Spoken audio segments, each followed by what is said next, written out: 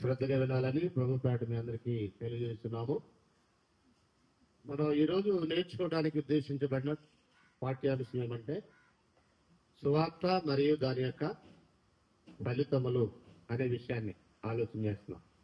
ఎందుకంటే చాలా మంది సువార్త అంటే అపార్థం చేసుకొని అదేదో మత మార్పిడి కార్యక్రమం అని అపార్థం చేస్తున్నారు. కాదండి, అలాగ 3 లోకాల సమస్య పరిష్కరించడానికి 2000 సంవత్సరాల క్రితం ప్రభు యేసు మరణించడం వల్ల ఆయన మరణ సమాధి పునరుద్ధానాలు లోకానికి సువార్త అని మనం ఇప్పుడు వరకు చూస్తాం. సువార్త అంటే అర్థం ఏంటనే దాంట్లో రెండవది, ఈ సువార్తను గురించి దేవుడు అనాదిలోనే సంకల్పించాడు.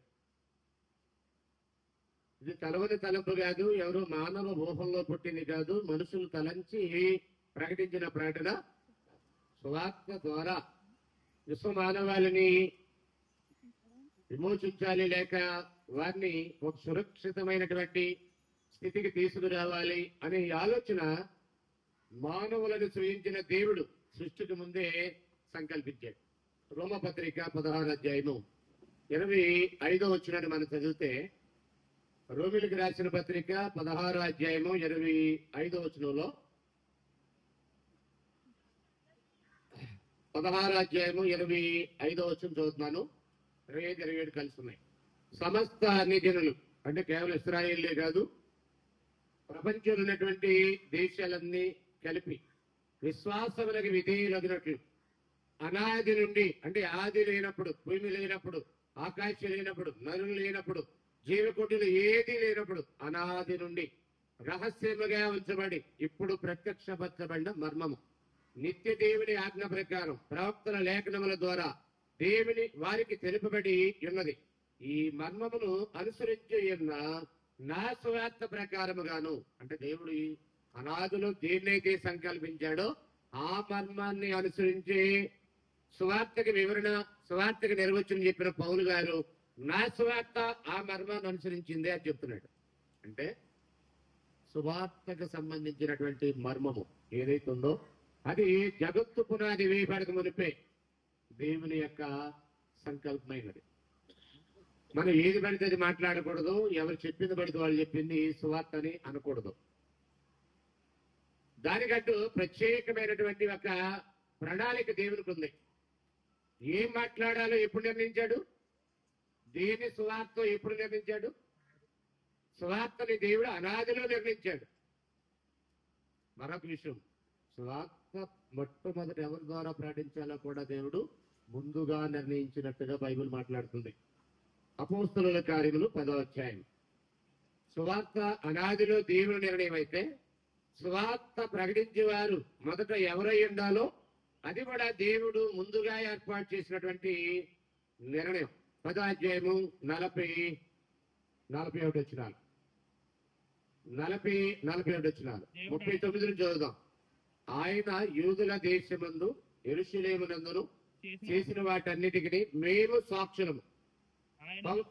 పేతురు అన్నాడు ఇక్కడ, మేము దాని సాక్షులమని. అంటే పేతురు మిగిలినటువంటి అపోస్తలులు ఆయనను వారు మ్రానున వేలాడదీసి చంపిరి. దేవుడు ఆయన 3వ దినమున లేపి ప్రజలందరికీ కాక, జాగ్రత్తగా మాట అండలం చేయాలి, ప్రజలందరికీ కాక దేవుని చేత ముందుగా ఏర్పరచబడిన సాక్షులకి, అంటే సాక్షులు కూడా ముందుగానే ఏర్పరచబడ్డారా? ప్రభు యొక్క మరణ సమాధి పునరుద్ధానానికి సాక్షులు ఎవరు పడితే వాళ్ళు కాదు, వారు ముందుగా అపాయింట్ చేయబడినటువంటి చూజన్ పర్సన్స్.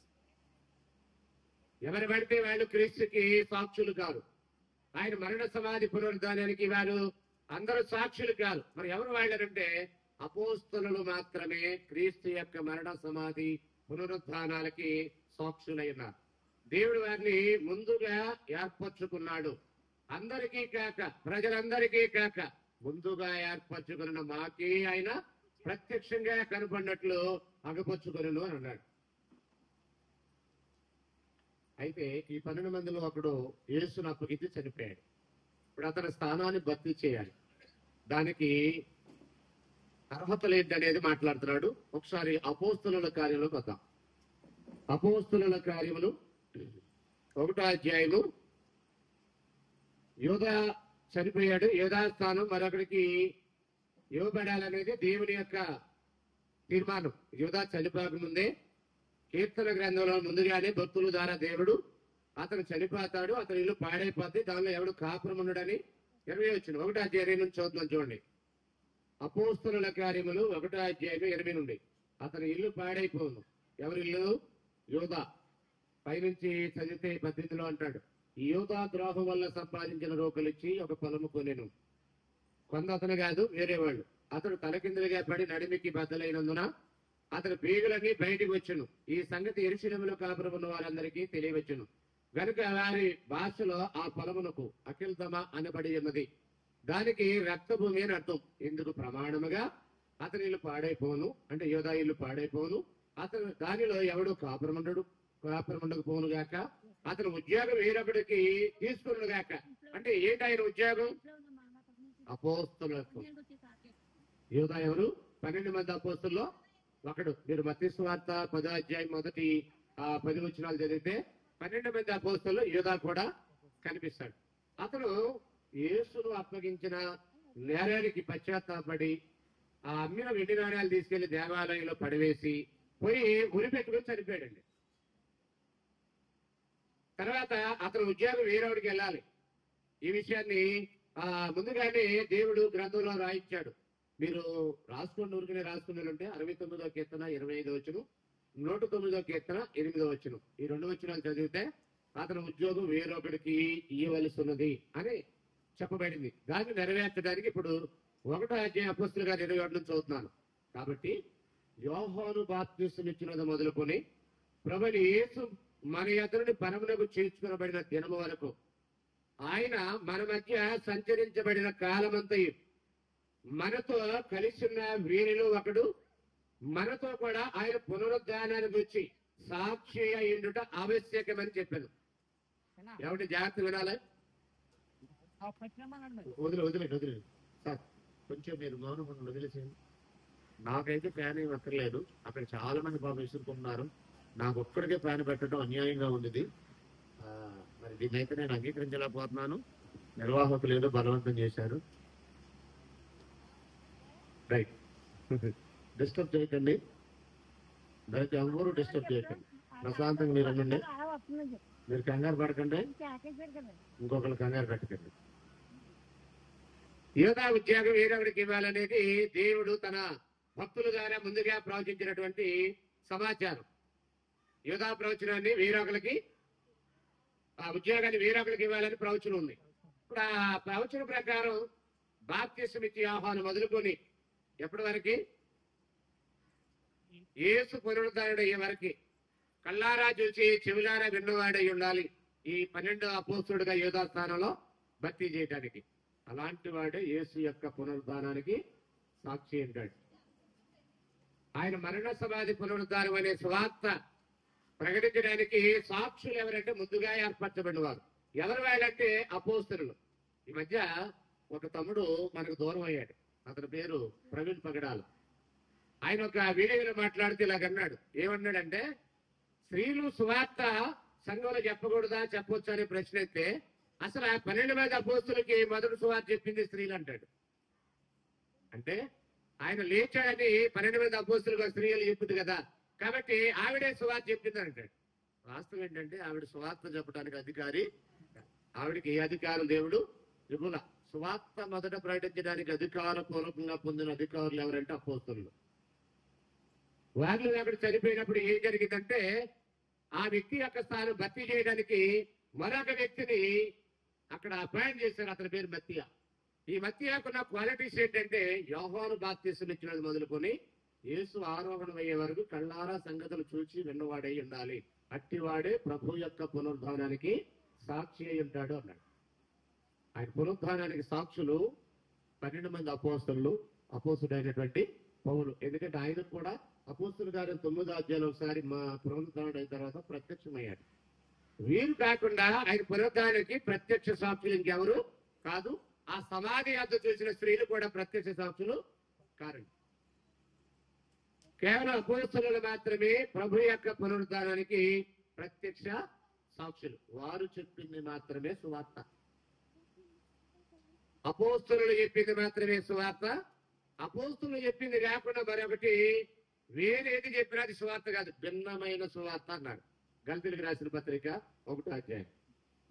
గల్తీలకు రాసిన పత్రిక 1వ అధ్యాయం చూడండి. క్రీస్తు యొక్క అపోస్తులు 13 ఎవరైతే ఉన్నారో వారు చెప్పింది సువార్త, దానిని మనం నమ్మాలి. అదే మనం రక్షించే సువార్త, అదే లోకానికి శుభవార్త. కాదు కూడదని ఎవరు ఏది చెప్పినా నమ్మితే అది నిన్ను రక్షించే సువార్త కాదు, అది నిన్ను శిక్షించే దుర్వార్త అయి ఉంటది. ఒకసారి చదువుతాం గలతీ పత్రిక 1వ అధ్యాయము 6 నుంచి చదువుతున్నాను. క్రీస్తు కృపను బట్టి మిమ్మల్ని పిలిచిన వారిని విడిచి భిన్నమైన సువార్త తట్టుకు మీరింత త్వరగా తిరిగిపోవడం చూడగా నాకు ఆశ్చర్యమవుతున్నది. ఏంటది? భిన్నమైన సువార్త. క్రీస్తు సువార్తను విడిచిపెట్టారంట, భిన్నమైన సువార్త తట్టు తిరిగారు. చూడండి, అది మరి ఒక సువార్త కాదు గాని క్రీస్తు సువార్తను సరుపుకోరి మిమ్మల్ని కలవరపరచువారు కొందరున్నారు. మేము మీకు ప్రకటించిన సువార్త గాక మరి ఒక సువార్తను మేమైనను పరలోకం నుండి దిగి వచ్చిన ఒక దూత ఆయనను మీకు ప్రకటించినట్లయితే అతడు శాపగ్రస్తుడవును గాక అన్నాడు. అంటే మేమంటే ఎవరండి? అపోస్తలులు ప్రకటించినది కాకుండా మరి ఒకటి ఎవరైనా ప్రకటిస్తే వాడు శాపగ్రస్తుడైపోతాడు, దేవదూత అయినా సరే. ఏమంటే ఒక విషయం జాగ్రత్తగానండి, దేవదూతలకు లేని అధికారం నరులకు ఉంటుందా? దేవదూతలు సువార్త ప్రకటించడానికి అధికారం పొందిన వారా? అపోస్తలులు మాత్రమే అధికారం పొందారా? అపోస్తలులు మాత్రమే, అంటే యేసు యొక్క 12 శిష్యులు మరి అపోస్తలుడైన పౌలు గారు మాత్రమే సువార్తకి అధికారపూర్వమైనటువంటి అపాయింట్ చేయబడిన, ముందుగా ఏర్పాటు చేయబడినటువంటి వ్యక్తులై ఉన్నారు. వారు ప్రకటించిందే సువార్త. దేవదూతలు వచ్చి చెప్పిన వారికి ఆ రైట్స్ లేవు. ఓ రోజు దేవదూత వచ్చాడు, సువార్త అపోస్తలుల ద్వారా ప్రకటించబడుతుంది, యెరూషలేములో ప్రారంభమైందని యూదయ సమరయ ప్రాంతాలకు వ్యాపించింది. అటు వెళ్ళి అది కొర్నేలి దగ్గరికి చేరవేసే పరిస్థితి వచ్చింది. కొర్నేలిలో ఒక భక్తుడు ఉన్నాడు. అపోస్తలుల కార్యం 10, 11 అధ్యాయాలు చదివితే అక్కడ ఆ భక్తుడి యొక్క భక్తి కార్యక్రమాలు దేవుని సముఖానికి వెళ్ళాయి. అయితే అతనికి ఒకటి కొదువైనది. ఏంటి ఆ కొదువైనది అంటే రక్షణ సమాచారం అతనికి తెలియదు. అందుకని అపోస్తలుల కార్యం 11, 14 ఏమన్నాడు ఒకసారి చదువుదాం. అపోస్తలుల కార్యములు 11వ అధ్యాయం 14వ వచనంలో ఒక మంచి మాట అక్కడ రాయబడి చదువుదాం. 11వ అధ్యాయం 14వ వచనం. నీవును నీ ఇంటి వారందరూ ఈ మాటల వల్ల రక్షణ పొందుదురు. ఆ మాటలు అతడు ఏదో చెప్పను అంటే పేతురు వచ్చి చెప్పాలన్నాడండి. దేవదూత వచ్చి కొర్నేలి ఇంటి దగ్గర నిలిచి నీకు వాడు పొదువైనది, నీవు నీ ఇంటి వారందరూ రక్షణ పొందడానికి అవసరమైన మాటలు చెప్పే వ్యక్తి ఇప్పేలో ఉన్నాడు పేతురు, ఆయన పిలిపించుకో, ఆయన వచ్చి నీకు ఈ మాటలు చెప్తాడు అన్నాడు.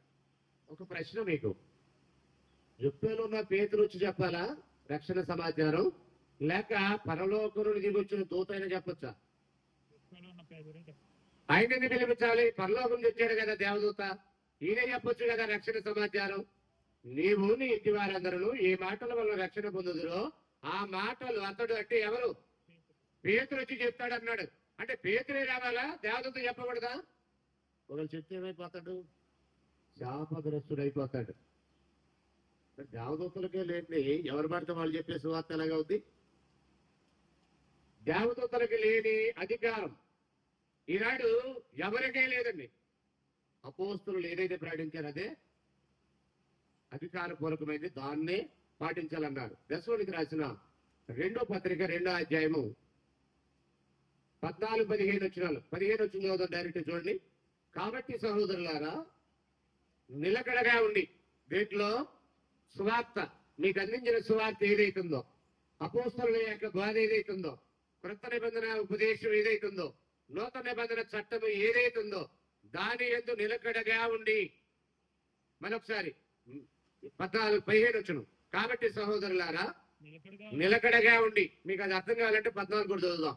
మీరు ఇలాగున రక్షింపబడి మన ప్రభువైన యేసుక్రీస్తు యొక్క మహిమను పొందవలనని ఆయన మా సువార్త వలన అంటే అపోస్తలుల యొక్క సువార్త వల్ల మిమ్మల్ని పిలిచెను. కాబట్టి సహోదరులారా నిలకడగా ఉండి, ఆ సువార్తలో నిలకడగా ఉండి మా నోటి మాట వలనైనను మా పత్రికల వలనైనను బోధింపబడిన విధులను ఏంటి ఆ నోటి మాటలు వాళ్ళ పత్రికలైనా చేపట్టవలసింది. ఈరోజు పురుషోత్తమ అనే నేను బైబిల్లో లేనిది ఒకటి తీసుకొచ్చి నాకు దేవుడు బయలుపరిచాడని చెప్తే వినకూడదా? వింటే ఒకవేళ చెప్పిన నేను వీటిని అనుసరించే మీరు కూడా శాపగ్రస్తులు అయిపోతారు. ఎందుకంటే అపోస్తులు ప్రకటించేది కాకుండా మర్యాద ప్రకటించేది అది సువార్త కాదు, భిన్నమైన సువార్త. ఈరోజు ప్రపంచంలో ప్రకటించబడేది సువార్త పేరట భిన్నమైన సువార్త ప్రకటించబడుతుంది. అపోస్తులు ప్రకటించిన సువార్త ఏంటో మనకు అర్థమైతే భిన్నమైన సువార్త ఏంటో మనకి ఈజీగా అర్థమవుతుంది. ఒకసారి చదువుదాం. కొరింథీయులకు రాసిన మొదటి పత్రిక 1వ అధ్యాయం 2వ వచనం చూడండి. మొదటి పత్రిక 1వ అధ్యాయం 22వ వచనం. యూదులు సూచక్రియలు చేయమని అడుగుతున్నారు, గ్రీకు దేశస్తులు జ్ఞానం ఎదుగుతున్నారు, అయితే మేము సిలువ వేయబడిన క్రీస్తును ప్రకటించున్నాం. అంటే జ్ఞానం కాదా వీళ్ళు ప్రకటించేది? యూదులు కోరినట్టుగా జ్ఞానాన్ని బోధించే మనుషులు కాదా వీళ్ళు? లేక అన్యులు కోరినట్టు జ్ఞానం బోధించే మనుషులు కాదా? యూదులు అడిగినట్టుగా అద్భుతాలు సూచక్రియలు ప్రకటించే మనుషులు కాదా? ఒకసారి నాకెళ్ళి చూడండి అందరు జాగ్రత్తగా. యూదులేమో సూచక్రియలు అడుగుతున్నారంట, గ్రీకులేమో జ్ఞానం ఎదుగుతున్నారంట, వీళ్ళేమో సిలువ వేయబడిన క్రీస్తును ప్రకటిస్తున్నారంట. అంటే జ్ఞానం ప్రకటించడం వీళ్ళ టార్గెట్ కాదు, గురి కాదు, లక్ష్యం కాదు. అద్భుతాలు సూచక్రియలు ప్రకటన చేయడం కూడా వీళ్ళ యొక్క లక్ష్యము కాదు.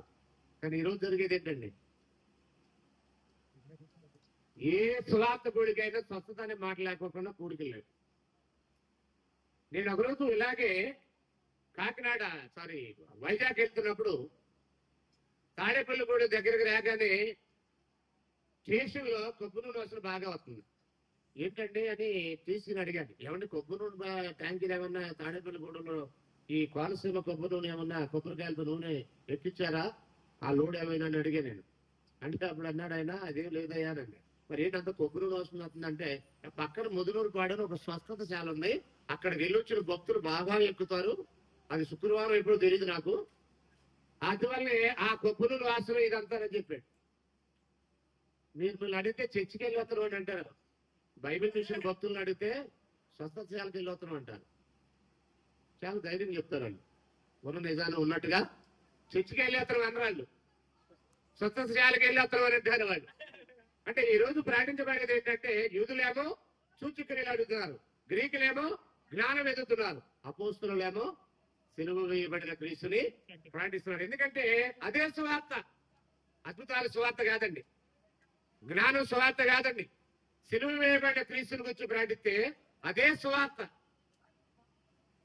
అందుకని అపోస్తులు ప్రకటించింది ఏంటంటే సిలువ వేయబడిన క్రీస్తు తన చుట్టూ ఉన్న సంగతులను బోధించారు. దాన్నే నూతన నిబంధన అన్నాడు, జీవునిచ్చే ఆత్మీయత నియమం అన్నాడు, స్వాతంత్రం ఇచ్చే సంపూర్ణ నియమం అన్నాడు, అదే క్రొత్త నిబంధన అన్నాడు, దాన్నే క్రీస్తు యొక్క బోధ అన్నాడు. సువార్తకి మరొక పేరు క్రీస్తు యొక్క బోధ, సువార్తకు మరొక పేరు జీవునిచ్చే ఆత్మ యొక్క నియమం, సువార్తకు మరొక పేరు స్వాతంత్రం ఇచ్చే సంపూర్ణ నియమం, సువార్తకు మరొక పేరు క్రొత్త నిబంధన. క్రొత్త నిబంధన అంటే అపోస్తులు ప్రకటించినటువంటి సువార్త అని గుర్తించాలి.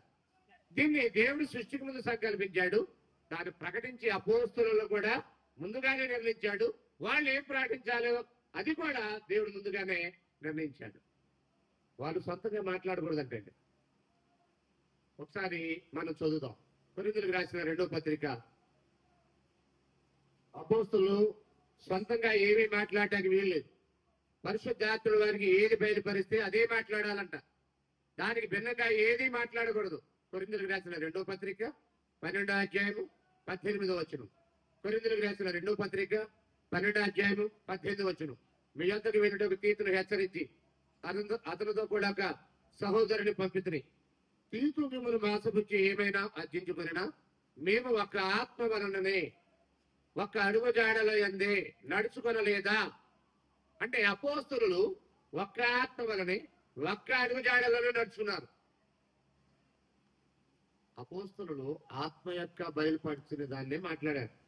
ఎఫెసీయులకు రాసిన పత్రిక 3వ అధ్యాయం పక్కనే ఎఫెసీ పత్రిక 3వ అధ్యాయము 3వ వచనం చదువుతున్నాం చూడండి. ఎఫెసీ పత్రిక 3:3 ఎట్లనగా క్రీస్తు మర్మము దేవదర్శనం వల్ల నాకు తెలియపరచబడిన సంగతుల గురించి మునుపు సంక్షేపంగా మీకు రాసితిని. మీరు దానిని చదివిన దానిని బట్టి ఆ క్రీస్తు మర్మమును గురించి నాకు కలిగిన జ్ఞానం గ్రహించుకోగలరు. ఈ మర్మం ఇప్పుడు ఆత్మ మూలముగా అంటే పరిశుద్ధాత్మ మూలముగా దేవుని పరిశుద్ధులకు అపోస్తులకు ప్రవక్తలకు బయలుపరచబడి ఉన్నట్టుగా పూర్వకాలమందున్న మనుషులకు తెలియపరచబడలేదు అని అన్నాడు. అంటే అపోస్తులకి ఎలా బయలుపరచబడింది సువార్త? పరిశుద్ధాత్మ ద్వారా. అపోస్తులు పరిశుద్ధాత్మ ఏదైతే బయలుపరిచారో దాన్నే వారు ప్రకటన చేయాలి. అందుకని అన్నాడు, మేమైనా ఇది కాకుండా మనం ప్రకటిస్తే శాపగ్రస్తులు అయిపోతాం. పరలోకం నుండి దిగొచ్చిన దూతలైనా ఇది కాకుండా మనం ప్రకటిస్తే శాపగ్రస్తులు అయిపోతాం. అంటే దేవుడు సృష్టికి ముందు ఏదైతే మానవ జాతి విమోచన కొరకు నియమించాడు సువార్త, ఆ సువార్తనే ప్రకటించడానికి అపోస్తులను దేవుడు ఏర్పాటు చేస్తున్నాడు. అపోస్తులు ప్రకటించినటువంటి సువార్తే నేడు మనం పాటించాలి. అపోస్తులు ప్రకటించిన సువార్త వారి సొంతది కాదు, ఆత్మ బయలుపాటు ద్వారా వారికి అనుగ్రహించబడిన సందేశం. ఈ ఆత్మకి ఎక్కడి నుంచి వచ్చింది? దాన్ని కూడా కొంచెం ఆలోచన చేద్దాం. యోహాను సువార్త 16 అధ్యాయము 12 వచనం చూద్దాం. యోహాను సువార్త 16 అధ్యాయం. అల్టిమేట్ గా అది దేవుని యొద్ద నుంచి వచ్చింది. దేవుడు అనాదిలో ఏదైతే సంకల్పించాడో దాన్నే ఆత్మ ద్వారా అపోస్తులకి బయలుపరచడం జరిగింది అని బైబిల్ చెప్తుంది. చదువుదాం ఒకసారి. యోహాను సువార్త 16 అధ్యాయం 13 నుండి. అయితే ఆయన అనగా సత్యస్వరూపైన ఆత్మ వచ్చినప్పుడు మిమ్మల్ని సర్వసత్యములోనికి నడిపించను. ఆయన తనంతట తానే ఏమీ మాట్లాడక, అంటే పరిశుద్ధాత్ముడు తనంతట తానే ఏమీ బోధింపక వేటిని వినను వాటిని బోధించి సంభవింపబో సంగతులు మీకు తెలియజేయను. ఆయన నా వాటిలను తీసుకుని మీకు తెలియజేయను గనక నన్ను మహింపచ్చును. ప్రభు అంటున్నాడు శిష్యులతో, మీరు కంగారు పడకండి, మీకు ఇంకా చెప్పాల్సిన విషయాలు చాలా ఉన్నాయి. ఇప్పుడు నేను చెప్పినా వాటిని గ్రహించలేరు. మరి ఎలా తెలిస్తే మీకనంటే పరిశుద్ధాత్ముడు వచ్చి మిమ్మల్ని సర్వసత్యంలోనికి నడిపిస్తాడు. పరిశుద్ధాత్ముడు ఎలా చెప్తాడంటే సొంతంగా ఏమి చెప్పడు, తనంతట తానేమి చెప్పడు. మరి ఎవరు చెప్తారు? యేసు ప్రభు దగ్గర ఏవైతే విన్నాడో పరిశుద్ధాత్మ అవే చెప్తాడని అన్నాడు. అంటే పరిశుద్ధాత్మకు సొంతంగా బోధించే అధికారం లేదా? చెప్పండి, లేదు. పరిశుద్ధాత్మకి లేనప్పుడు ఈనాడు ఒక మనుషుడు నాకు బయలుపరచాడంటే, నాకు బంగారు అక్షరాలతో జయించాడంటే అది ఎలాగ నమ్మాలి? ఒకసారి ఆలోచన చేయండి. అపోస్తలులకి ఓన్గా బోధించే అవకాశం లేదు, పరిశుద్ధాత్మ చెప్పిందే చెప్పాలి. పరిశుద్ధాత్మకి ఓన్ టీచింగ్ చేసే అవకాశం లేదు. యేసు ఏం చెప్పాడో, యేసు దగ్గర ఏమన్నాడో అదే చెప్పాలి. ఇంకో మాట, యేసు ప్రభుకి ఎవరు చెప్పారో? ఆయన సొంతంగా చెప్పాడా లేదా ఆయన చెప్పిన వాళ్ళు ఇంకెవరైనా ఉన్నారా? అపోస్తలులు సొంతంగా చెప్పేది లేదు, పరిశుద్ధాత్మ చెప్పిందే చెప్పాలి. పరిశుద్ధాత్మ సొంతంగా చెప్పేది లేదు. యేసు ప్రభు ఏం చెప్పాడో అదే చెప్పాలి. మరి యేసు గారు ఏం చెప్పారా? ఆయనే చెప్పేశాడా? చదువు ఒకసారి. యోహాను సువార్త 8వ అధ్యాయం 26వ వచనం చూడండి. యోహాను సువార్త 8వ అధ్యాయం 26వ వచనం. మిమ్మల్ని గురించి చెప్పుడకును తీర్పు తీర్చుటకును చాలా సంగతులు నాకు కలవు గాని నన్ను పంపిన వాడు సత్యవంతుడు. నేను ఆయన యొద్ద వినిన సంగతులే, ఇక్కడ జాగ్రత్తగా వినాలన్నమాట, నేను ఆయన యొద్ద వినిన సంగతులే లోకమునకు బోధించుచున్నానని చెప్పాను. అంటే ఆయన చెప్పేవన్నీ కూడా దేవుని యొద్ద వినిన సంగతులు. వింటున్నారా? అంటే ఫైనల్ గా యేసు ప్రభు కూడా ఏమి లేదు, సొంతంగా బోధించే అధికారం లేదు. ఎవరి దగ్గర విని చెప్పాలి? యేసు తండ్రి యొద్ద, తండ్రి అయిన దేవుని యొద్ద, యెహోవా దేవుని యొద్ద ఏవైతే విన్నాడో ఆ విన్న సంగతులే, ఆ విన్న సంగతులే అంటే అర్థమేంటి ప్రసాద్? అవి తప్ప ఇంకేమి చెప్పడు ఆయన. అందుకే ఆయన సంపూర్ణంగా దైవ విధేయుడు. యేసు ప్రభువారు దేవునికి సంపూర్ణ విధేయుడు. ఎలాగయ్యాడంటే ఆయన సొంతంగా ఏమీ చెప్పల, దేవుని యొద్ద ఏమైతే విన్నాడో తండ్రి యొద్ద విన్న సంగతులే లోకాన్ని బోధించాడు అన్నాడు. సో ఫైనల్ గా దేవుడు అనాథలో ఏమి సంకల్పించాడో అది యేసు ప్రభు చెప్తే, ఆయన కొంత భాగం చెప్పి కొంత భాగాన్ని పరిశుద్ధాత్మకు వివరిస్తే, పరిశుద్ధాత్ముడు పరిపూర్ణమైన సత్యాన్ని అపోస్తులకు బయలుపరిస్తే, అపోస్తులకి పరిశుద్ధాత్మ బయలుపరిచిన సత్యాన్ని ప్రజలకు బోధించి రాతరూపకంగా మన దగ్గర తెచ్చారు. అదే మన చేతుల్లో ఉన్నటువంటి క్రొత్త నిబంధన. అర్థమైందా? సువార్త అంటే ఎవరు పడితే వాళ్ళు చెప్పే సువార్త కాదు, అపోస్తులు చెప్పింది సువార్త. ఎందుకని అదే సువార్త అంటే అది మాత్రమే సృష్టికర్త అయిన దేవుడు సృష్టికి ముందు నిర్ణయించినటువంటి ఆయన యొక్క ఉపదేశం. ఇది అర్థం కాకపోతే ఎవరో మధ్యలో వచ్చి మనం ఆ మధ్య ఒక ఆయన ఎవరి మోజేస్ గారు, ఆయన పేరు మోజేస్, నందిగారి దగ్గర గోళ్ళమూడి అని ఒక ఊరుంది, అక్కడ దేవుని సేవ పేట ఏదో కార్యక్రమాలు చేస్తుంటాడు ఆయన. నేను అడిగాను, ఎవరిని మోజేస్ గారు మీరు చెప్పింది బైబిల్ లేదు కదంటే ఆయన అంటాడు, ఉరకాయ పతాకులు బైబిల్ బైబిల్ అంటాం, అన్ని బైబిల్ ఉంటే అయ్యగారు ఎందుకు అన్నాడు. అన్ని బైబిల్లో ఉంటే అంటే ఆయన ఉద్దేశం ఏంటి? బైబిల్లో లేని చెప్పటమే అయ్యగారుల యొక్క ప్రత్యేకత, బైబిల్ ఉన్నది చెప్పడం కాదు. మరి బైబిల్ ఏమంటుందంటే, అపోస్తులు ఏమన్నారంటే, మేమే ప్రకటించింది కాక మరి ఒక సువార్త మేమైనా పరలోకం నుండి దిగి వచ్చిన దూత అయినా మీకు ప్రకటిస్తే శాస్త్రస్తులు అయిపోతారన్నాడు. ఈ మనుషుడు అంటాడు అసలు అన్ని బైబిల్ ఉంటే అయ్యగారు ఎందుకు, బైబిల్లో లేని చెప్పటమే అయ్యగారి యొక్క ప్రత్యేకత అంటున్నాడు. ఇప్పుడు చాలా మంది వాళ్ళకే బాగా ఫాలోవర్స్ ఉన్నారు తెలుసా మీకు. నాకు దర్శనంలో చెప్పాడు, కారు గిరా ఇక దాని పెట్రోల్ ఉన్నా డీజిల్ ఉన్నా లేకపోయినా ఏమీ లేకపోయినా కారు పరిగెడుతూనే ఉంటుంది ఇంకొక 5 సంవత్సరాలు అన్నాడు. అదేమో తిరగట్లేదు ఇప్పుడు, అక్కడే వాస్తవం వచ్చింది. ఆంధ్రాలోకి వచ్చేసరికి ఫ్యాన్ కరెంట్ ఉందా లేకపోయినా గిరా తిరుగుతూ ఉంటుంది అన్నాడు. ఫ్యాన్ తిరగల, 11 చెట్లు పరిమితం అయిపోయింది. ఈ ప్రవచనం చెప్పిన భక్తుడు ఎవరు తెలుసా? ప్రవీణ్. అతను ఎక్కడుంటాడంటే బెల్లంపల్లిలో ఉంటాడు, బెల్లంపల్లి ప్రవీణ్ కుమార్. అబద్ధాలు ప్రవచించే వారికి అతను మీటింగ్ పెడితే ఈ సందులో బొందులో పెడతారనుకున్నారా? ఒక 5-6 ఎకరాలు కావాలి అబద్ధాలు చెప్పేవాడు మీటింగ్ పెట్టాలంటే, 5-6 ఎకరాలు కావాలి. ఓ రోజు పెద్ద ఆయన టీజీఎస్ దినకర్ని ఎవరు ఏలూరు మీటింగ్లకు వస్తే అక్కడ 5 స్టార్ హోటల్ లేదని నేను ఇక్కడ ఉన్నాను. అప్పుడు విజయవాడలో 5 స్టార్ హోటల్ ఏదో ఉంటే 3 స్టార్ ఏదో అక్కడ బుక్ చేస్తే అక్కడ నుంచి రప్పించారంటే ఏలూరు మీటింగ్లకి. అంటే అబద్ధాలు చెప్పేవాడు. ఆయన ఏమో చెప్పాడు తెలుసా? పరలోకం నుండి దిగి వచ్చిన వాడే తప్ప పరలోకానికి ఎక్కిపోయిన వాడు ఎవడు లేడని. బైబిల్ అంటే మా అమ్మాయి పరలోకంలో పూల చెట్లు నీరు పోతుందని చెప్పాడు ఈ టీజీఎస్ దినకర్ని అనే పెద్ద ఆయన. అమ్మాయి యాక్సిడెంట్ లో చనిపోయింది. అప్పుడు 3 రోజులు బ్రతికిస్తారని ప్రార్థన చేశాడు. మరి చెన్నై కార్పొరేషన్ వాళ్ళు ఒత్తిడి వచ్చిందేమో మొత్తం మీద, దేవుడు అమ్మాయిని పిలుస్తున్నాడు, పరలోకంలో పూల చెట్లు నీళ్లు పోతుంది అన్నాడు. బైబిల్ ఏం చెప్తుందంటే పరలోకం నుంచి వచ్చిన వాడే అనగా యేసు ప్రభువే తప్ప పరలోకానికి ఎక్కిపోయిన వాడు ఎవడును లేడు అని అంటుంది. మరి అలా అమ్మాయి ఎలాగెళ్ళింది పరలోకం? అబద్ధం, నిజం కాదని.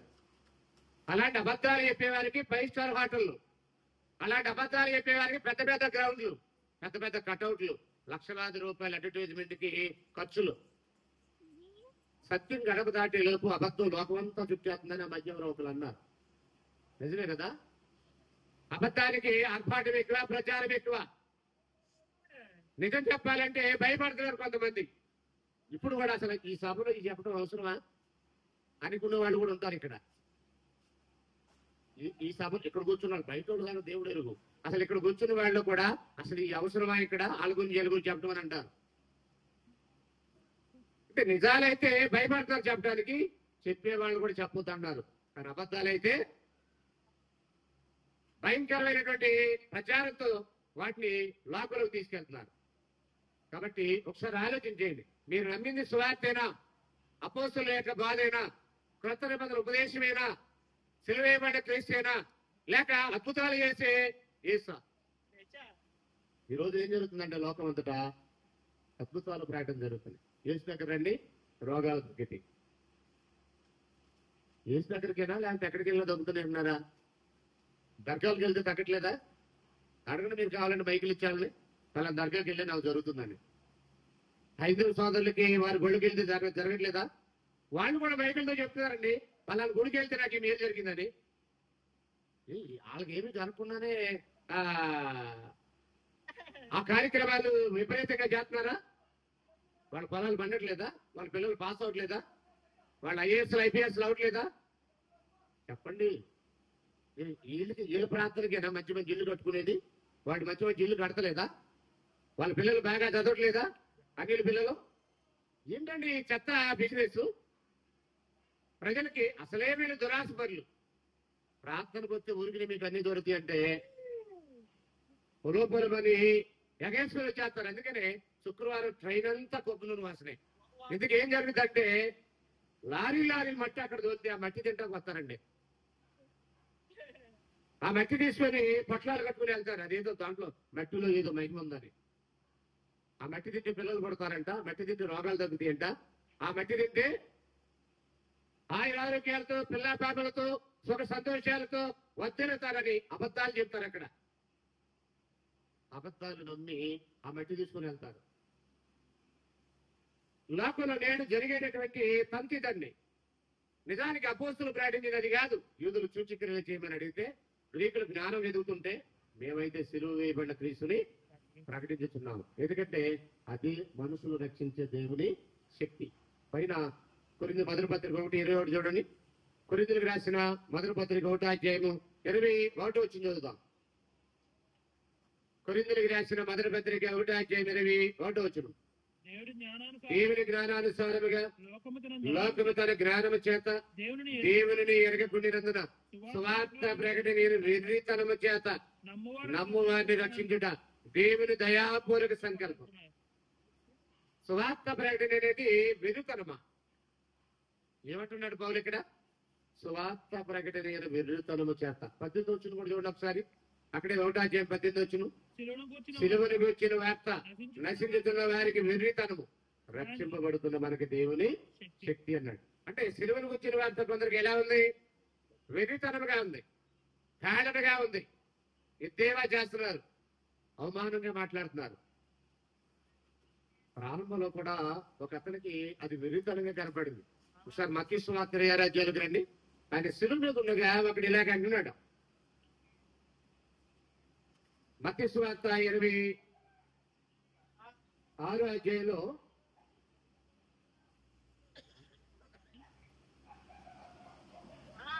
27 అధ్యాయం 41.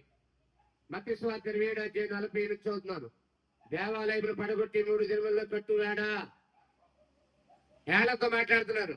నిన్ను నీవే రక్షించుకును, నీవు దేవుని కుమారుడు అయితే శిలువ మీద నుండి దిగిమని చెప్పుతూ ఆయనను దూషించిరి. అలాగే శాస్త్రులను, పెద్దలను, ప్రధాన యాజకులను కూడా ఆయనను అపహసించుచు వీడు ఎవరండి? వీడు అంటే యేసుని ఇతరులను రక్షించను, తను తానే రక్షించుకొనలేడు. ఇశ్రాయేలు రాజు కదా, ఇప్పుడు సింహాసనం మీద నుండి దిగిన శిలువ మీద నుండి దిగిన ఎడల వారిని నమ్ముదుము. ఎక్కడి నుంచి దిగితే? శిలువ మీద నుండి దిగితే. హేళన చేస్తున్నారా, అభినందిస్తున్నారా?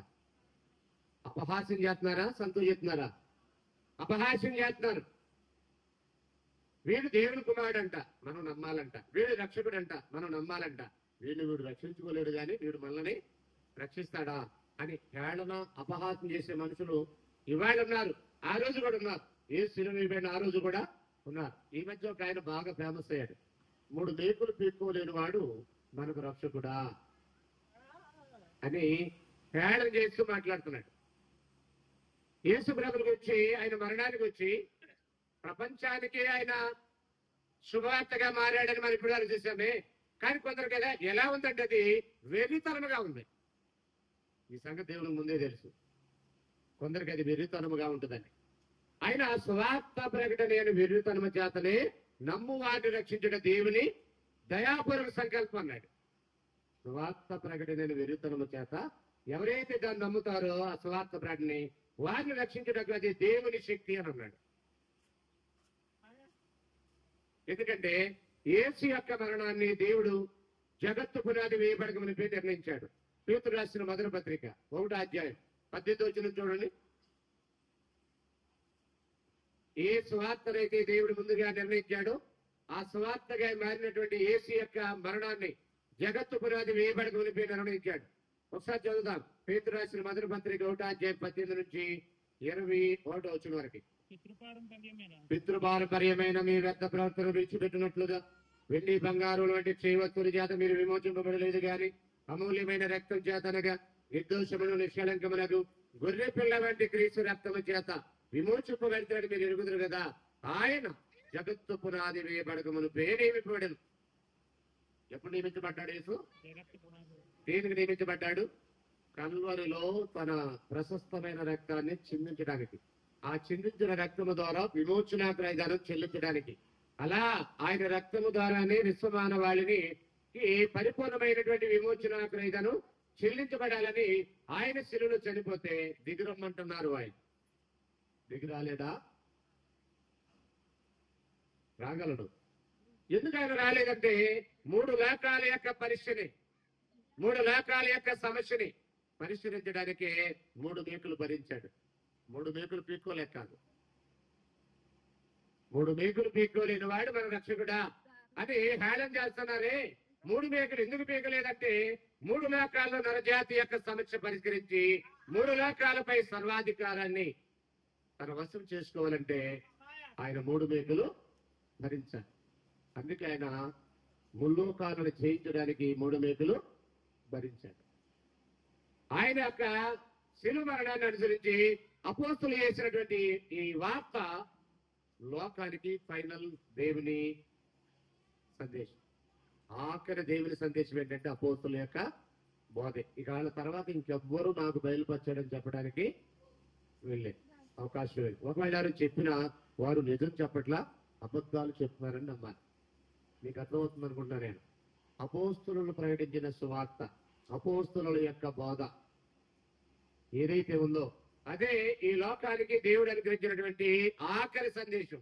ఆ తర్వాత ఇంకా అపోస్తులైనా పరలోక నుండి దిగొచ్చిన దూతలైనా ప్రకటిస్తే వారు శాపగ్రస్తులు అయిపోతారు. ఇక్కడ మనం కూడా ఒకవేళ మనం నమ్మింది అపోస్తుల యొక్క బోధలో ఉందో లేదో చెక్ చేసుకోకపోతే మనం కూడా శాపానికి గురయ్యే ప్రమాదం ఉంది అనే విషయాన్ని మీకు జ్ఞాపకం చేస్తున్నాను. 3వ పాయింట్లోకి వెళ్దాం.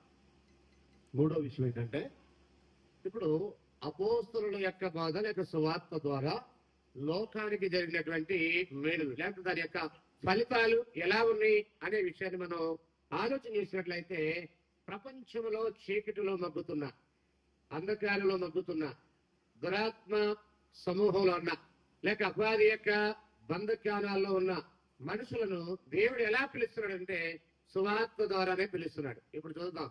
దశనుడికి రాసినటువంటి 2వ పత్రిక 2వ అధ్యాయం 14. దేవుడు మనుషులను ఎలా పిలుస్తున్నాడు? ఈ సాతాను యొక్క అధికారులు ఉన్న వారిని, అంధకార శక్తులు ప్రభావంలో ఉన్న వారిని, అంధకార సంబంధమైన అధికారులు ఉన్న వారిని దేవుడు ఎలా పిలుస్తున్నాడు చూద్దాం. సువార్త వలననే పిలుస్తున్నాడు. చదువుదాం ఒకసారి. దశనుడికి రాసిన 2వ పత్రిక 2వ అధ్యాయం 15-14. మీరిలాగున రక్షింపబడి మన ప్రభువైన యేసు క్రీస్తు యొక్క మహిమను పొందవలనని ఆయన మా సువార్త వలన మిమ్మల్ని పిలుచును. జాగ్రత్తగా వినాలి ఈ మాట. ఎలా పిలుస్తున్నాడు? ఏ సువార్తనైతే యేసు యొక్క మరణ సమాధి పునరుద్ధానం అన్నామో, ఏ సువార్తనైతే దేవుడు అనాదిలో సంకల్పించి అపోస్తుల ద్వారా తెలియజేశాడో ఆ సువార్త వలనే ఈ రోజు ప్రపంచ మానవాళ్ళందరినీ పిలుస్తున్నాడు తనతో సమాధాన పడమని. వింటున్నారా? మనుషులు తనతో సమాధానం పడటానికి దేవుడు ఎలా పిలుస్తున్నాడు? చాలా మంది చెప్పే కట్టుకథలు ఏంటంటే, నాకు కల్లో కనబడి పిలిచాడు, నాకు దర్శనంలో కనబడి పిలిచాడు. ఈరోజు ఎవరిని దేవుడు దర్శనంలో కల్లో పిలిచే ప్రోగ్రెస్ పెట్టుకోలే. దేవుడు పిలుస్తాడా అంటే పిలుస్తాడు, పిలుస్తున్నాడా అంటే పిలుస్తున్నాడు. ఎలా పిలుస్తున్నాడు దేవుడు అంటే సువార్త ద్వారా పిలుస్తున్నాడు. సువార్తకి వెలుపల ఏ నరుణ్ణి దేవుడు పిలిచేది లేదు. యేసులాగా ఆహ్వానం పలుకుతున్నాడు. మత్తయి సువార్త 11వ అధ్యాయము 28వ వచనం. మత్తయి సువార్త 11వ అధ్యాయం 28వ వచనం అంటాడు, ప్రయాసపడి భారం మోసుకొనుచున్న సమస్త జనులారా నా యొద్దకు రండి, నేను మీకు విశ్రాంతి కలగజేతును. నేను సాత్వికుడును, దీన మనసు గలవాడును కనుక మీ మీద నా కాడి ఎత్తుకుని నా యొద్ద నేర్చుకునుడి అని ప్రపంచ మానవాళికి ప్రభు యొక్క పిలుపుది. ప్రపంచ మానవాళిని పిలుస్తున్నాడు. ఎలా పిలుస్తున్నాడు ఏంటంటే తన యొక్క అపోస్తుల యొక్క బోధ ద్వారా, మా సువార్త వలన మిమ్మల్ని పిలుచునన్నాడు. ఈరోజు ప్రపంచానికి దేవుని పిలుపుందా? ఉంది. సువార్త ప్రకటన జరుగుతుందంటే ఏం జరుగుతుంది అక్కడ? దేవుడు పిలుస్తున్నాడు మనుషుల్ని. నాతో మీకున్న వివాదం తీర్చుకుందాం రండి. నాటి ఇశ్రాయేలు పిలిచాడు, రండి మనకున్న వివాదాన్ని తీర్చుకుందామని. వాళ్ళు రాలేదు కాబట్టి వారిని ఎక్కడికి అప్పగించారంటే బబులోను చెరకు అప్పగించాడు. బబులోను చెరకు అప్పగింపక ముందు చాలా ప్రయత్నాలు చేశాడు. రండి మన వివాదాలు తీర్చుకుందామని దేవుడు, సృష్టికర్త అయిన దేవుడు తన ప్రజల్ని ఆహ్వానించాడు, పిలిచాడు ఆయన. కానీ వారు రాలేదు. ఒకసారి చదువుతాం. యెషయా గ్రంథం 1వ అధ్యాయంలో రండి. యెషయా గ్రంథం 1వ అధ్యాయంలో దేవుడు నాటి ప్రజలని తనతో ఉన్న వివాదాలు తీర్చుకోవడానికి రమ్మని ఆహ్వానించగా ఆ ప్రజలు ఆయన యొక్క పిలుపుని తిరస్కరించారు. తత్ఫలితంగా నెబుకద్నెజరు అనే అన్యరాజు వారి మీద దండెత్తాడు. వారి పట్టణాన్ని కాల్చివేశాడు, దేవాలయాన్ని తగలబెట్టాడు. ఎంత జరుగుతుండగా దేవుడు అలాగే చూస్తున్నాడు. కారణం ఏంటంటే దేవుడే వారి మీదకి నెబుకద్నెజరుని రప్పించాడు. ఎందుకు రప్పించాడంటే ప్రేమపూర్వకమైన చర్చలకు పిలిచాడు ఆయన. ఇప్పుడు ఇండియాకి పాకిస్తాన్కి చర్చలు జరుగుతున్నాయి కదా, అవి సఫలమైతే యుద్ధం ఆగిపోతుంది. అవి సఫలమవుతున్నట్టుగానే ఉన్నాయి, మళ్ళీ మొదలవుతున్నాయి. గత కొద్ది రోజులుగా భారతదేశంలో హాట్ టాపిక్ ఇది, అవునా? భారతదేశం మన దేశానికి పక్కనున్న దేశానికి యుద్ధం జరుగుతుంది. దానికి ప్రపంచ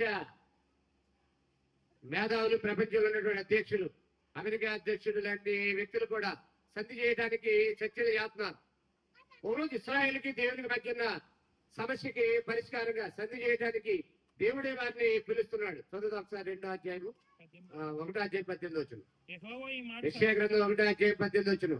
యెహోవా ఈ మాట సెలవిచ్చుచున్నాడు, రండి మన వివాదము తీర్చుకుందాము. మీ పాపములు రక్తము వలె ఎర్రనివైనను, అవి హిమము వలె తెల్లబడును. నేను వాటిని పరిష్కారం తెలియజేస్తా. కెంపు వలె ఎర్రవైనను, అవి గొర్రెబొచ్చు వలె గొర్రెబొచ్చు వలె తెల్లని వగను. రండి మీకు నాకున్న వివాదాన్ని తీర్చుకుందాం అంటున్నాడు. ఏంటి అసలు ఆయనకి వీళ్ళకున్న వివాదం? 3వ వచనం చూడండి. 1వ అధ్యాయము 2వ వచనం. యెహోవా మాట్లాడుచున్నాడు, ఆకాశమా ఆలకించుము, భూమి సెవియకుము. ఇంకో మధ్యలో ఆకాశం భూమి ఏంటి? వారితో దేవుడు నిబంధన చేసినప్పుడు ఆకాశం భూమి సాక్షులు. ఆకాశాన్ని భూమిని నేను నీకు సాక్షులుగా పెట్టుచున్నాను అన్నాడు మోషే. అక్కడ చూడండి ఏమన్నాడు? ఆకాశం ఆలకించము, భూమి సెవియకుము. నేను పిల్లలను పెంచి గొప్పవారిగా చేసి తిని వారు నా మీద తిరగబడి ఉన్నారు. తిరుగుబాటు చేసినటువంటి పిల్లలు. ఎద్దు తన కామందు నెరుగును. 3వ వచనం. గాడిద తన సొంత వారి దొడ్డి నెరుగును.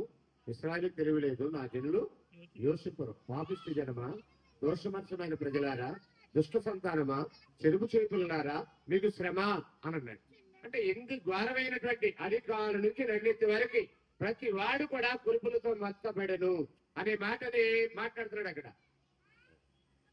అప్పుడు దేవుడు అన్నాడు, రండి మీకు నాకు మధ్యన వివాదాలు తీర్చుకుందామని పిలుస్తున్నాడు. వీళ్ళకేమో ఎద్దుకున్న కామన్ సెన్స్ లేదు, గాడిదకున్న కామన్ సెన్స్ లేదు. ఎద్దు తన కామంది ఎరుగును, గాడిద తన సొంత వారి దొడ్డిని ఎరుగును. కానీ ఇశ్రాయేలు తన దేవుడిని యెహోవాని ఎరగట్లా. వారికి ఆయనకున్నటువంటి వివాదాలు చాలా అధికంగా ఉన్నాయి. వాటిని తీర్చుకుందాం రండి అని ఆయన పిలుస్తున్నాడు. కానీ వారు రావట్లేదు అని అన్నాడు. ఇర్మియా గ్రంథంలో ఒకసారి చదువుతాం చూడండి. పక్కన ఇర్మియా గ్రంథంలోకి రండి. 2వ అధ్యాయం ఇర్మియా గ్రంథము 2వ అధ్యాయం ఒక మాట చూడండి. ఇర్మియా గ్రంథము 2వ అధ్యాయము 26వ వచనం. దొరికిన విధంగా సిగ్గుపడినట్లు ఇశ్రాయేలు కుటుంబంలో వారి సిగ్గుపడుదురు. నీవు మా తండ్రి వారి రాజుతోను, నీవే మమ్మల్ని పుట్టించేది రాజుతోను చెప్పుచు వారు వారి రాజులను, వారి అధిపతులు, వారి యాజకులను, ప్రవక్తలను అవమానమునందుదురు. 27 జాతి చూడని. వారు నా తట్టు ముఖము త్రిప్పు కనుక వీపునే తిప్పుకొనివి. ఆయనను ఆపత్కాలంలో లేచి మమ్మను రక్షింపమని వారు మనమే చేయదురు అని అన్నాడు. ఏమంటే ఇక్కడ ఏమన్నారండి? దేవుని దగ్గరికి వెళ్ళినాడు ఎవడైనా వీపు చూపిస్తాడా? దేవుని ఎదురు నిలబడి ఆయన ముఖ దర్శనం చేసుకోవాలని ఆశతో ఎదురు చూస్తాడా? దేవుని దగ్గరికి వెళ్తే వీపు చూపిస్తారండి ఎవరైనా? కానీ వాళ్ళు వీపు చూపిస్తున్నారంట, ముఖం చూపట్లేదంట ఆయన వైపుకి. రాయి దగ్గరికి వెళ్ళి నీవే మా తండ్రి అంటున్నారంట. ముద్దు దగ్గరికి వెళ్ళి నీవే మమ్మల్ని సృష్టించామన్నారంట. ఆయన ఏమన్నారంటే ఒకసారి 3వ అధ్యాయం 1వ వచనం చూడండి. 3వ అధ్యాయము 1వ వచనం మరియు 3వ అధ్యాయం 10వ వచనం చదివేద్దాం ఒకసారి. 3వ అధ్యాయము 10వ వచనం చూడండి. ఎంతగా జరిగినను విశ్వాసఘాతకురాలే సహోదరిని యోధ పైవేషానికి నా ఎద్దకు వస్తుంది కానీ పూర్ణ హృదయంతో నా ఎద్దకు తిరగట్లేదని యెహోవా సెలవిచ్చుచున్నాడు. అంటే ఎలా తయారయ్యారంటే ద్రోహులుగా తయారయ్యారు. ఎలా తయారయ్యారంటే విశ్వాసఘాతుకులుగా తయారయ్యారు. 5:1 5:1 ఇర్మీయా గ్రంథము 5:1 యెరూషలేము వీధుల్లో అటు ఇటు పరిగెత్తచ్చు, చూచి తెలుసుకునుడి, దాని రాజవీధుల్లో విచారణ చేయడి, న్యాయం జరిగించచ్చు, నమ్మకంగా నుండ యత్నించుచున్నవి అక్కడ మీకు కనబడి ఎడల నేను దానిని క్షమించును అన్నాడు. యత్నించుట అంటే అర్థం ఏంటంటే ప్రయత్నించుట. న్యాయంగా బ్రతికే వాళ్ళు కాదంట. అట్లీస్ట్ న్యాయంగా బ్రతకాలని ట్రై చేసినా నేను యెరూషలేము పట్టణాన్ని కాపాడుతా. ఒకసారి యెరూషలేము వీధుల్లోకి వెళ్ళి చూడండి, దాని రాజవీధుల్లో విచారణ చేయండి, న్యాయంగా బ్రతకాలని ప్రయత్నించేవాడు కనీసం ఒక్కడున్నా ఆ పట్టణాన్ని కాపాడుతా. ఇది చదివినప్పుడు మీకు ఒకటి గుర్తు రావాలి. ఆదికాండం 18 గుర్తు రావాలి. అబ్రహాము అంటాడు, దుష్టులతో పాటు నీతిమంతులు కూడా చంపేదవా దేవా అని అడుగుతాడు దేవుణ్ణి. అప్పుడు అబ్రహాంకు దేవుడు అంటాడు, లేదు, ఉంటే ఎవరైనా కాపాడుతా అంటాడు. 50 దగ్గర నుంచి స్టార్ట్ చేస్తాడు. 50 మంది అంటే పట్టణాన్ని కాపాడుతావా? సొదొమ గొమొర్రా పట్టణాలని ఓకే కాపాడుతాను. 40 ఓకే, 30 ఓకే, 20 ఓకే, 10 ఓకే అంటే 10 మంది కూడా లేరు. విషయం ఏంటంటే పేతురు రాసిన 2వ పత్రిక 2:6 అంటాడు, నీతిమంతుడాగా లోతును తప్పించను అని అన్నాడు. అంటే జంట నగరాల్లో ఆయన కనబడి నీతిమంతులు ఎంతమంది? లోతు అక్కడే. కానీ ఇశ్రాయేల్ని బబులోను చెర పంపక ముందు వాళ్ళ యొక్క కండిషన్ ఏంటంటే నీతిమంతుడు కాదు కదా, నీతిమంతుడుగా బ్రతకడానికి ప్రయత్నించేవాడు కూడా ఒక్కడు కూడా లేడు. ఏమన్నాడు ఆయన? 6:16 చూడండి. ఇర్మీయా గ్రంథం 6:16 ఇర్మీయా గ్రంథం 6:16 యెహోవా ఇలాగ సెలవిస్తున్నాడు, మార్గములలో నిలిచి చూడుడి, పురాతన మార్గాల గురించి విచారించుడి, మేలు కలుగు మార్గం ఏది అని అడిగి అందులో నడుచుకునుడి, అప్పుడు మీకు నెమ్మది కలుగును అని అన్నాడు. వారేమన్నారు చూడండి, మేము అందులో నడుచుకోం. ఎంత కష్టం చెప్పారండి వాళ్ళు, ఎంత ధైర్యంగా చెప్తున్నారండి వాళ్ళు. రెండయ్యా మనం వివాదాలు తీర్చుకుందాం, మార్గాల్లో నిలిచి చూడండి, పురాతన మార్గాల గురించి విచారించండి, మేలు కలుగు మార్గం మీద అడిగి తెలుసుకుంటారు ఆయన అంటే అసలు అడగకుండా చెప్పినా కానీ పట్టించుకోవట్లా. జనరల్గా ఏంటంటే నీ బాధ్యత, హ్యూమన్ రెస్పాన్సిబిలిటీ ఏంటంటే మేలు కలుగు మార్గం ఏదో అడిగి తెలుసుకుని అందులో నడవాలి, అప్పుడు వారికి నెమ్మది కలుగుద్ది. ఇక్కడ అడగకుండా చెప్తున్నా కానీ ఏ వెంటలేదు. పైగా ఏమంటున్నారు వాళ్ళు, మేము అందులో నడవం. ప్రభు కూడా అదే కదండి. ఏమన్నాడంటే ప్రభు, ప్రయాసపడి భారం మోసుకుంటున్న సమస్త జిల్లాలను అయితే రండి, నేను మీకు విశ్రాంతిని ఇస్తాను, నేను సాత్వికుడిని, దేని మనసు గారి వాడిని కనుక మీ మీద నా కార్యతను ఎంత నేర్చుకోండి, అప్పుడు మీకు నెమ్మది కలుగుతాను. ఈరోజు కూడా ఆ 3 మేకలు పీక్కొని మనకేమి నెమ్మది ఇస్తాడులే అని హేళన చేస్తున్నారు. ఆనాడు ఇశ్రాయేల్ కూడా ఏమన్నారు వాళ్ళు, మేము అందులో నడుచు. ఇంతకీ ఏంటి వాళ్ళ ప్రాబ్లం? మంచి మార్గంలో రెండురా బాబు అంటే ఎందుకు రానన్నారు? మేలు కలిగి మార్గం మీద అడిగి తెలుసుకోండి బాబు, అందులో నడవండి, మీకు నెమ్మది కలుగుతుంటే ఎందుకు రావంటున్నారు వాళ్ళు? హెస్కేలు గ్రంథం 18:25 చూడండి. హెస్కేలు గ్రంథము 18:25 చూడండి. అయితే యెహోవా ఏమన్నారు? యెహోవా మార్గము న్యాయం కాదని మీరు చెప్పుచున్నారు. ఏమని చెప్తున్నారంటే వాళ్ళు, దేవుని మార్గాలకు రమ్మంటే యెహోవా నీ మార్గం న్యాయం కాదు, మా మార్గమే న్యాయమైంది అనే దగ్గర ఉన్నారు. అందుకని నెబుకద్నెజరు వచ్చి వారిని దండెత్తి వారిని బబులోను చెరకు తీసుకుని వెళ్ళిపోయారు. ఈరోజు ప్రపంచానికి సువార్త ద్వారా దేవుడు ఒక సందేశాన్ని పంపుతున్నాడు. ఆ సువార్త ద్వారా దేవుడు పిలుస్తున్నాడు, రండి మీతో నాకున్న వివాదాలు తీర్చుకుందాం, ప్రపంచ ప్రజలారా రండి, నేను పరిశుద్ధుడనే ఉన్నాను, మీరు కూడా ప్రతి విషయంలో పరిశుద్ధులై ఉండాలి. దానికి సువార్తకి విధేయత చూపాలి. సువార్త మిమ్మల్ని పరిశుద్ధులుగా చేసి శక్తి కలిగింది.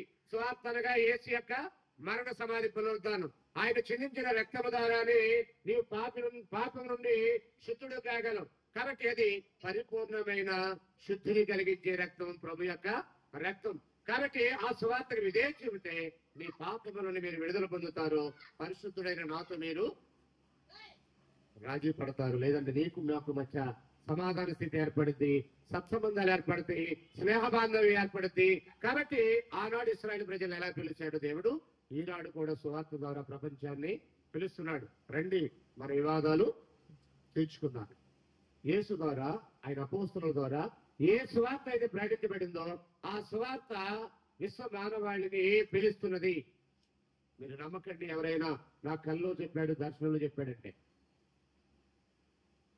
నన్ను కొమ్ముచిక్కాల గ్రామం వెళ్ళమన్నాడు, అదంతా చీకటిలో ఉంది. ఆ గ్రామాన్ని కాపాడటానికి నేను నిన్ను పిలుస్తున్నాను, నా సేవకుడా నువ్వు వెళ్ళు అని ఎవడైనా వచ్చి చెప్పినట్లయితే నమ్మకండి. ఏమండి, కొమ్ముచిక్కాల గ్రామమేనా లేక చాలా గ్రామాలు ఉన్నాయా చీకటిలో? సువార్తకు విధేయత చూపిన వారందరూ చీకట్లోనే ఉన్నారు. అపోస్తలుల కార్యములు 26వ అధ్యాయం.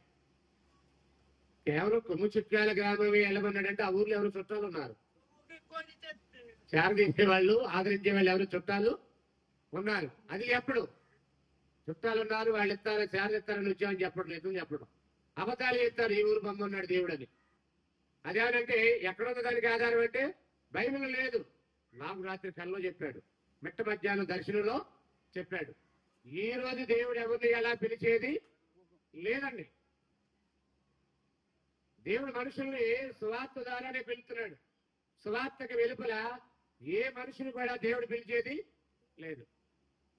కేవలం సువార్త ద్వారానే విశ్వమాన వాళ్ళందరికీ దేవుడు సందేశాన్ని పంపుతున్నాడు. రండి మన వివాదాలు తీర్చుకుందాం అన్నాడు. పాపానికి పరిష్కారము సువార్తే. సువార్త ద్వారానే దేవుడు మానవాళ్ళని పిలుస్తున్నాడు. ఎందుకు పిలుస్తున్నాడు, వారికి ఏం మేలు చేయడానికి పిలుస్తున్నాడు, సువార్తకు లోబడితే ఎలాంటి ప్రయోజనాలు చేకూరుతాయి అనే విషయాన్ని భోజనం తర్వాత మనం ఆలోచించేద్దాం.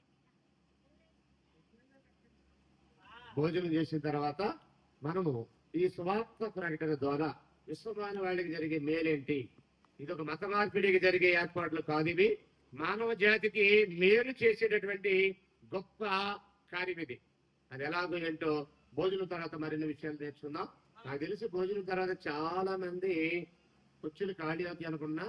మీరు ఖాళీ అయితే మీ కర్మాది, మీకు అద్భుతమైన విషయాలు మిస్ అవుతారు. కాకుండా భోజనం చేసి మరలా ఎక్కడైతే మీరు కూర్చున్నారో అక్కడికి మళ్ళీ వచ్చి కూర్చుంటారని ఆశిస్తున్నా నేను. మీరు తొందరపాటి సాతాను మిమ్మల్ని రమ్మంటాడు, వెళ్ళకండి. ఎందుకంటే వాడి చీకట్లో నుంచి మిమ్మల్ని బయట తీసుకొచ్చే ప్రోగ్రాం ఇది.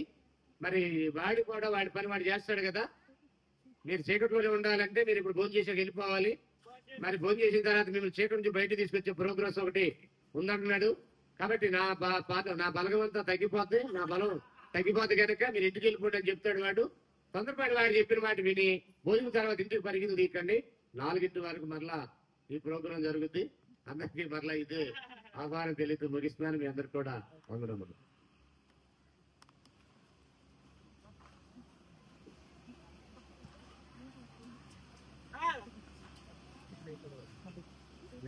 అదిగో